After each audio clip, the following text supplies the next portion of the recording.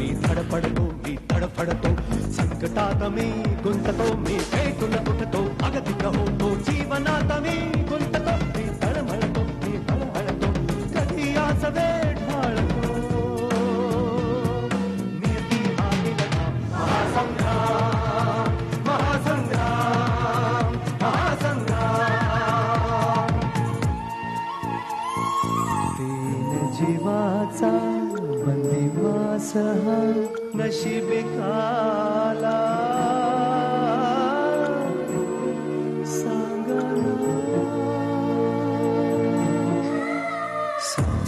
किती या अंतरी यातना मज संवेना मज उमजेना सांगाना कशात नाही राम महासंग्राम महासंग्राम महासंग्राम. ए मम्मा, मी फोनवर बोलत होते त्याचा एवढा मोठा इश्यू करायची काही गरज नाही. आणि तुम्ही दोघी मिळून काय मला कॉर्नर करताय असा प्रयत्नही करू नका. I am telling you. ए तू धमकी देतेस आम्हाला? एक दिवस दारू प्यायला नाही तर म्हणे सोडली म्हणून. अगं सोडली, खरंच सोडली मी. जाऊ दे मला. हे थांब ना, काय केलं म्हणजे तुझी खात्री पटेल? बोल. सरकार वगैरे शब्द तुमच्या तोंडी शोभतात, पण माझ्या बाबतीत खचितच लागू पडतील ते. कारण मी वड्याचं तेल वांग्यावर काढत नाही. मी काढतो. मी काय करणार? घर काम, धुणी भांडी. किती काम करतेस? जरा तरी आराम करायचा. अरे बापरे, आराम? अरे का उपास पोटी लष्कराच्या भाकऱ्या भाजायच्या? तुझे म्हणशील लग्नच करायचं नाही, ब्रह्मचारी राहायचं. तसं म्हणायचं नव्हतं. पण आता मला सांग, आता आपण काय करायचं?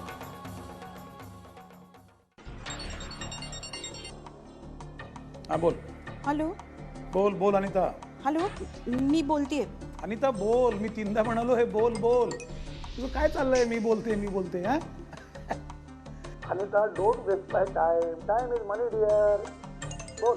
अहो नाही म्हणजे तुम्ही म्हणाल विनाकारण फोन करून डिस्टर्ब केलं म्हणून. हे तुला कळतं ना, मग कशाला परत फोन करते? मी बोलते. आपण एक काम करू. आपण एक कॉलर ट्यून तयार करून घेऊ. मी बोलते हा. हो, पण ती कॉलर ट्यून कुठे लावायची ते सांगा. स्मार्ट बाई कॉलर ट्यून करते. हे तू बोल ना पटकन अनिता प्लीज. अहो बोलतो ना, पण तुम्ही फोन केल्या केल्या वस्कन अंगावर येतं, मग मला काही सुचत नाही. सुचत नाही? हे तू लेखिका आहेस ना, तुला कसं सुचतं का मग लिहायला? काय डिस्कनेक्ट कर फोन, सुचत नसेल तर. हॅलो मंदार, ऐका ना प्लीज. मी काय म्हणते ते ऐका. काहीतरी महत्वाचं आहे म्हणून फोन केलं. अगं बोल ना.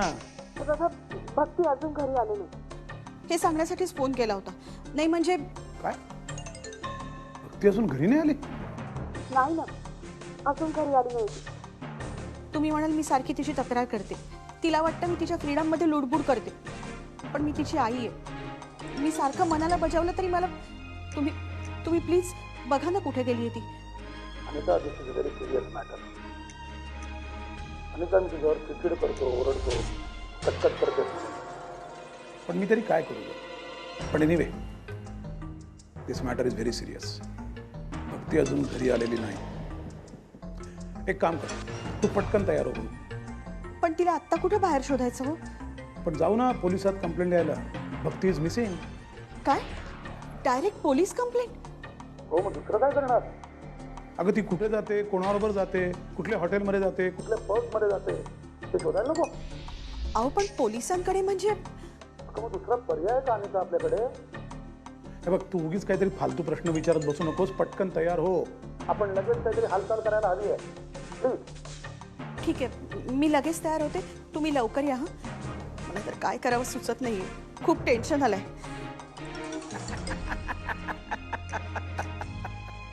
तुम्ही हसताय काय? हो, टेन्शन बाई. जरा वा निवांत. हा बोला, आपल्या लाडक्या लेकीशी बोला. Hi mom, how are you? Bhakti तू? येस मॉम, मी आणि डॅड एकत्रच आहोत. पटला ना विश्वास? नाहीतर तू माझ्यावर अविश्वास दाखवला असतास, डाऊट घेतला असतास माझ्यावर. कळलं ना तुला? का तसं नाही ग, पण मी कधीपासून तुला फोन ट्राय करते, उचलत का नाहीयेस तू? मला तुझी काळजी वाटते बेटा. मॉम पकवू नकोस हा आता, बोर करू नकोस. चल ठेव. भक्ती अगं ऐक.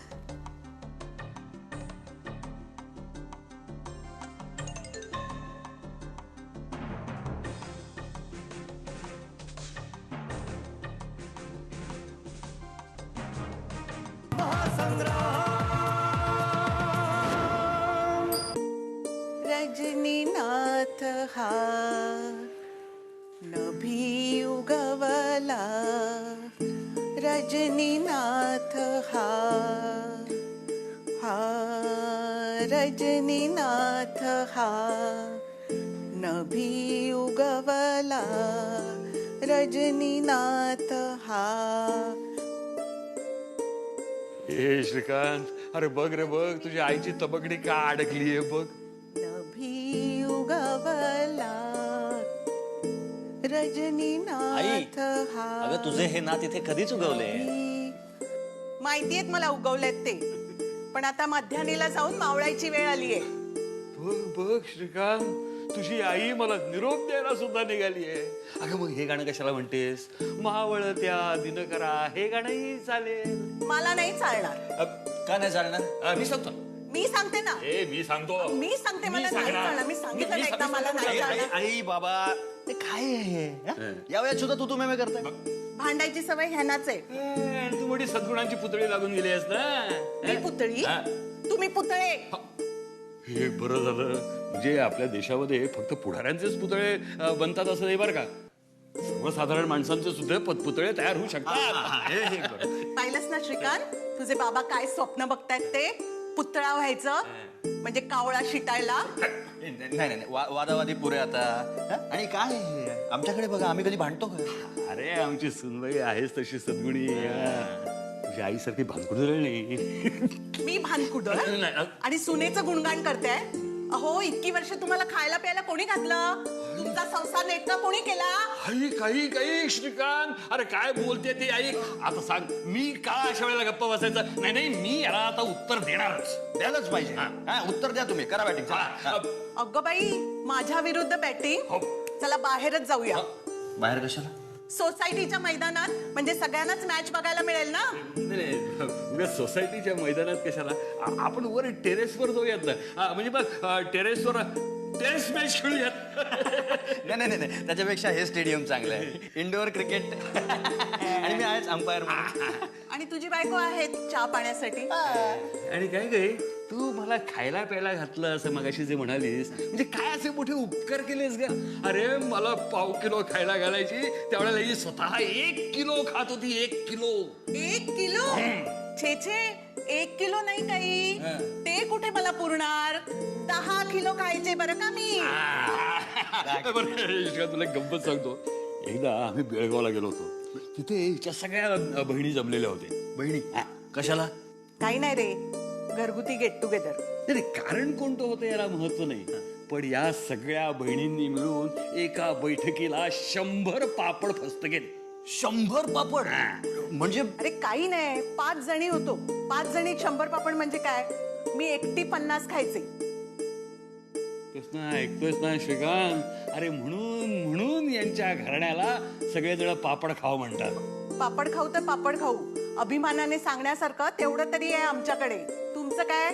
तुमच्याकडे काही आहे का अभिमानाने सांगण्यासारखं? अरे आहे ना, खूप काही आहे. पेशवाईमध्ये आमचे खापर पणजोबा सगळ्या महालातले दिवे लावायचे. बघ, दिवे लावायचे. बघतोयस ना काय दिवे लावतोयत ते घरात? अरे आमच्या पूर्वजांनी निदान दिवे तरी लावले, पण हिचे पूर्वज काय करायचे ते विचार तिला. काय करायचंय ग? त्यांनाच विचार. अरे हिचे आजोबा हात काळे करून पैसा कमवायचे. रंगारी होती की काय? रंगारी? अरे रंगारी तरी बरे रे, लोकांची घरं तरी सुशोभित करतात. पण हे नाही म्हणजे नेमकं काय प्रकार काय होता? हात काळे करून? काही नाही रे, त्यांची कोळशाची वखार होती. वखार? वखार म्हणजे खाण नाही बरं का, पण सांगते पाहा कशा थाटामध्ये, जशी काही यांची कोळशाची खाणच होती. आधी खाण होती, ती गेली. तुम्हाला काय माहिती आमच्या घराण्याचा इतिहास? अरे आम्हाला सोनेरी इतिहासाची सवय आहे. अरे असल्या काळ्या कुट्ट इतिहासामध्ये कोण हात चिवडणार? चिवडणार म्हणे चिवडणार. माझी आजोबाची कोळशाची वखार होती ना, त्याच्यामुळेच अनेकांच्या चुली पेटल्या. अच्छा म्हणजे आई बाबा म्हणून तुम्हा दोघांचं जमलं काय? नाही म्हणजे हे बघ, एकीकडे दिवे पेटायचे आणि एकीकडे चुली पेटायचे. म्हणजे काय, पेटणं हे महत्वाचं. हा ते महत्वाचं. म्हणून हे धुमसत असतात कोळशासारखे. आणि ही जिथे जाईल तिथे उजेड पाडत असते. आई बाबा आता पुरे. नाही, नाही, हे कधी थांबणार नाही रे. आणि हे कधी मागे हटणार नाहीये. असो असो असो, आपण दुसऱ्या एखाद्या विषयावर बोलायचं का? म्हणजे हे बघा ना, आता संसार आम्ही सुद्धा करतो पण शांतपणे करतो ना.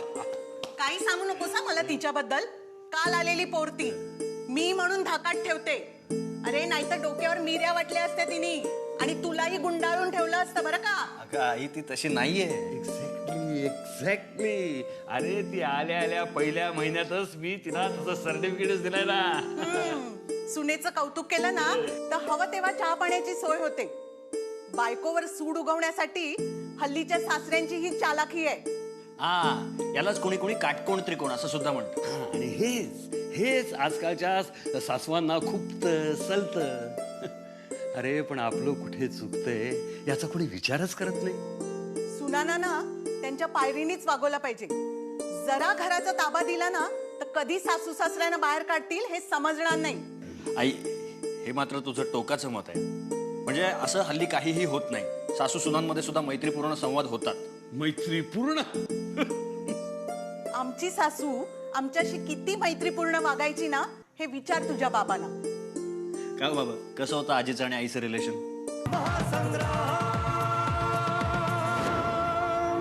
का बाबा कसं होतं आजीचं आणि आईचं रिलेशन? विळा भोपळा, खिळा आणि हातोडी. आणखीन काही सांगू का जोड्या? आता या दोघींच्या कात्रीमध्ये माझं कसं सँडविच होत असेल याचा तूच विचार कर म्हणजे झालं. माझ्या हातचा शिरा खायचेच वर त्यांच्या आईने केलेले पोहे सुद्धा हवरटपणे खायचे. शी. आता आईच्या हातच्या पोह्याला कोण नाही म्हणणार नाही का, पण हिच्या हातचा शिरा आपला नाईलाज म्हणून काय. नाईलाज म्हणे नाईलाज. आयुष्यभर हाच शब्द ऐकवला या माणसाने. माणूस कसला? नाईलाज म्हणून माणूस. अरे म्हणजे म्हणतात ना इलाज पे नाईलाज, तसा प्रकार आहे. ठीक आहे. आता हा विषय आता इथे पुरेल. हा मी जरा बाहेर जाऊन येतो. म्हणजे काय, टेरेसवरची मॅच पावसामुळे रद्द झालेली आहे. जा पेन्शनर मध्ये रमा आणि तुमच्या आयुष्याचे पोवाडे गात बसा तिकडे. जातो तिथेच जाऊन रमतो. घरामध्ये आपलं 30 नाट्यगीतं पुन्हा पुन्हा ऐकण्यापेक्षा ते बरं. बाबा बाबा बाबा आई एक मिनिट, मला तुमच्याशी जरा एका गंभीर विषयावर बोलायचं. गंभीर?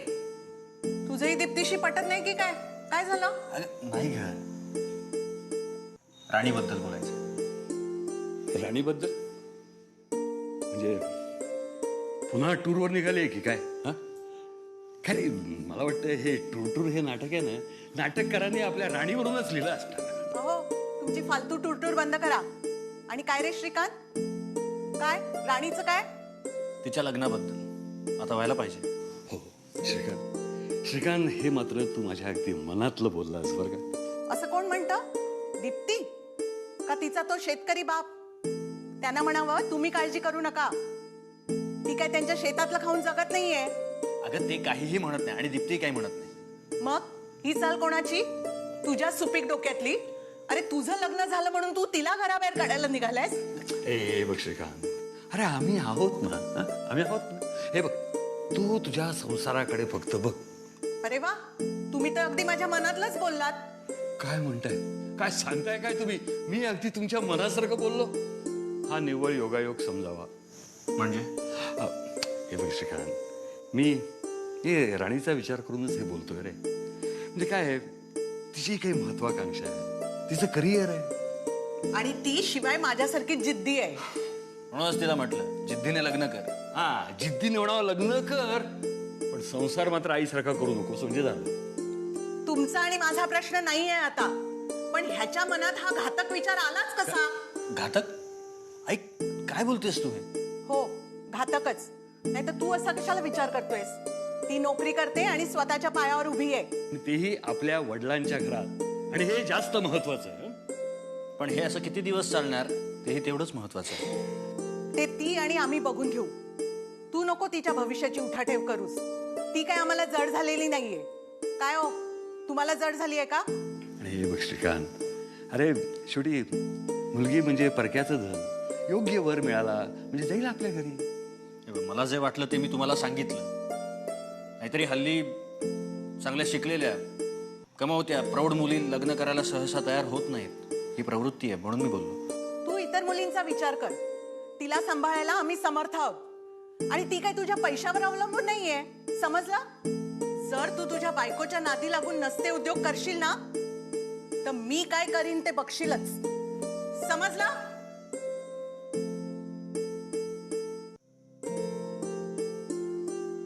सांभाळून राहा. येतो मी.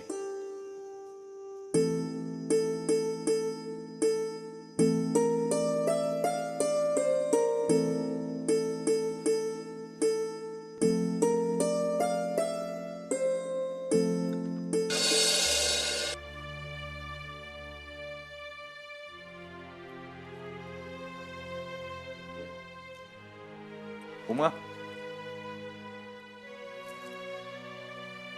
उमा, अरे तुम्ही कधी आलात? आत्ताच. पण काय झालं, काय एवढा कसला विचार करतेस? नाही हो, मीनाचा विचार करत होते. वहिनींचा? त्यांच्या खानावळीचं काही? अगं पण राणे ऑफिसमध्ये काही बोलला नाही तसं मला. सगळं व्यवस्थित चाललंय तिचं. हम्म. वडापावची गाडी, अदनमधनं येणारी प्रश्न सोडवते बिचारी. मग वैभवने काही? नाही, बरं आहे तो पण. अगं मग काय झालं ते नीट सांगणार आहेस की नाही? राघव, राणे भाऊजी किती जपतात नाही मीनाचं मन.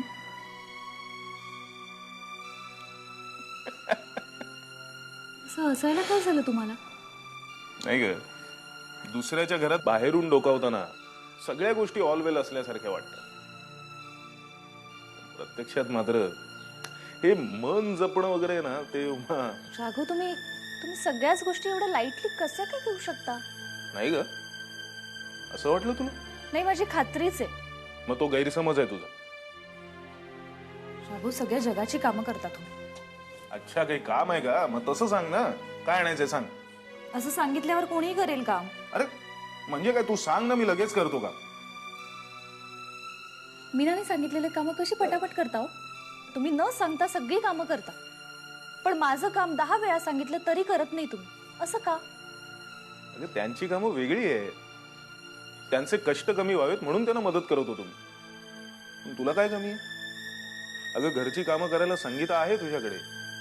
शिवाय इतर काही घरकामात मदत लागली तर मी करतोच आहे ना. राघव, माझं मन कसं कळत नाही हो तुम्हाला? माणसाचं मन, अगं भल्या भल्यानं त्याचा थांगपत्ता लागला नाहीये कधी. तिथे मी तर एक सर्वसामान्य माणूस आहे. माणसाचं मन वाचण्याचा वकूफ नाहीये ग माझ्याकडे. खरं सांगतो, मी खूप प्रयत्न करतो, पण राघव, मला नाही पटत आहे. मला नाही पटत आहे. माणसाचं मन वाचण्याचं वकूफ नाहीये तुमच्यात. अगं खरंच नाहीये. राघव, जो माणूस समाजकार्य करतो, दुसऱ्यांच्या वेदना दूर करण्याचा प्रयत्न करतो, दुःखांवर फुंकर घालतो, त्या माणसाला दुसऱ्याचं मन वाचता येणार नाही, येत नाही. इम्पॉसिबल आहे राघव. उमा, अगं राघव, प्लीज प्लीज, मला वाद नाही घालायचा. लिसन, हे बघ, मी काय राघव, म्हणतो. राघव, प्रश्नांची उत्तरं शोधायची असतात. प्रश्न टाळल्याने सुटत नसतात हो. त्याचा गुंता उलट वाढत जातो आणि मग मन दुखवतात. नात्यांमध्ये कटुता येते आणि आपल्या नात्यात ती येणार नाही याची खात्री आहे मला. राघव, पण अहो, मी प्रश्न सोडवण्याचा प्रयत्न करतोय ग, पण सगळीकडेच प्रचंड गोंधळ, धुकं साचल्यासारखं झालंय. अगं रस्ताच दिसत नाहीये समोरचा. अशा वेळी अस्वस्थ व्हायला होतं.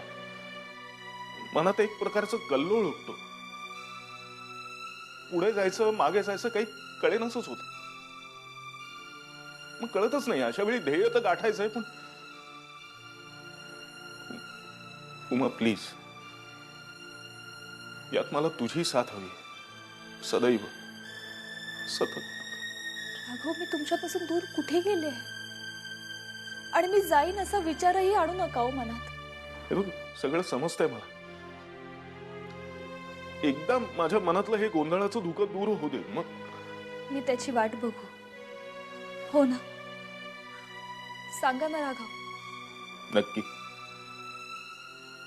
कारण काळोख दूर झाल्यानंतर प्रकाश येतोच ना. हा, म्हणजे तसं मासे पूर्वी फक्त रविवारीच बनायचे. रविवारीच बनायचे. मासे खात होता, पण बोलताय मात्र अगदी काट्यावानी. हा, पण माझं मन अगदी साफ आहे. अगदी धुतल्या तांदळासारखं स्वच्छ. म्हणजे तुझं हे आंदोलन आहे का? ठिय्या आंदोलन? मैत्रीपूर्ण विनंती आंदोलन समजा. प्लीज प्लीज ऐकवा ना प्लीज. एवढी मैत्रीपूर्ण विनंती केल्यानंतर काय बिशाद आहे माझी तुला नाही म्हणण्याची?